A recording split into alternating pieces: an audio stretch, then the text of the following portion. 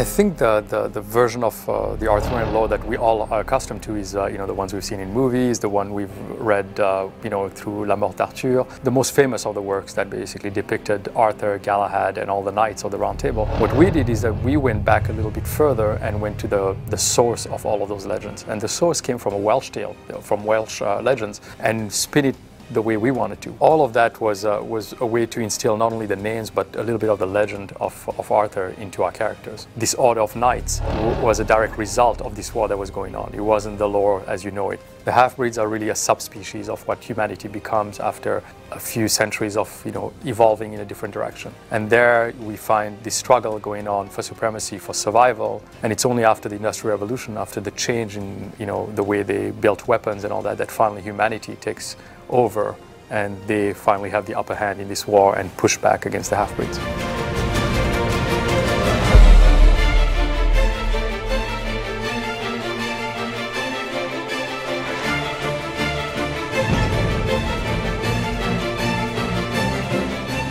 The IP really existed as a world, as a big, like, you know, big story and a big arc. When we brought it to life through this game, we wanted to find out a good place to actually set this game, find a setting not only in history, but also a setting geographically in the world. London was the perfect place. London was this mix of everything that was happening post-Industrial Revolution. We wanted to depict London the way people knew London, but at the same time, when you look at that skyline, give it a twist by having those watchtowers up, you know, in the skyline, or having airships in the sky. At the same time as people would believe our London, they would also question it by seeing those that imagery.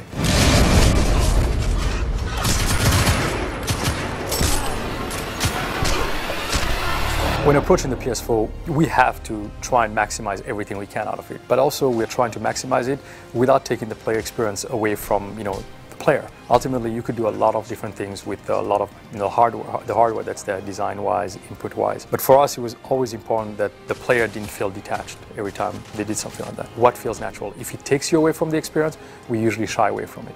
Of course, approaching a next-gen title, everybody has the dreams of what they want to do with it. We've talked about the filmic aspect of the game. We've showed it with the trailer. That was our way of telling the world and the players, like, hey, here's our vision of next gen. Here's our vision of what the Order is going to be, and here's our vision of what PS4 is going to basically be able to do.